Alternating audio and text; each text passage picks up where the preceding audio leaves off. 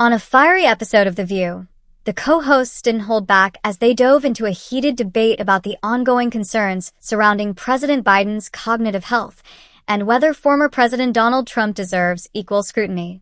The conversation was sparked by revelations from the newly released book Original Sin by Jake Tapper and Alex Thompson, which alleges that insiders at the White House were aware of Biden's cognitive decline even as he launched his 2024 re-election campaign. While the news prompted fresh questions, moderator Whoopi Goldberg immediately cut through the noise, questioning the timing of the revelations.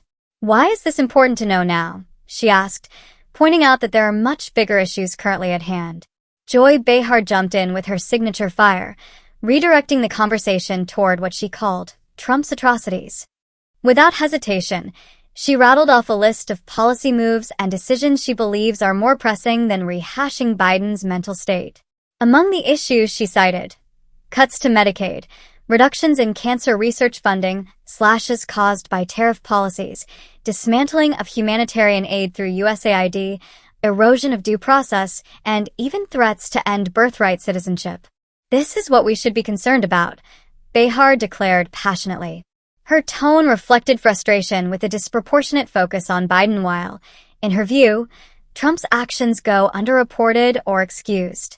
The conversation quickly turned to the role of the media, especially Tapper and Thompson, who are now facing criticism from some Democrats for exposing vulnerabilities within their own party. Alyssa Farah Griffin, herself a former Trump White House staffer, was quick to defend the press. "How is that pro-democracy?" she asked, pointing out what she sees as hypocrisy. "When journalists go after Trump, it's journalism. But when they turn that lens toward Democrats, suddenly it's fake or disloyal." Griffin made the case that supporting a free press means accepting coverage, even when it's uncomfortable or inconvenient for your political side.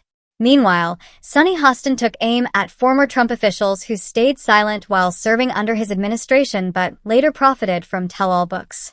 She named names, including Bill Barr and John Bolton, accusing them of enabling dangerous behavior while in office, only to cash in on their knowledge once they were safely out of power. "They knew what Trump was," she said, her voice rising.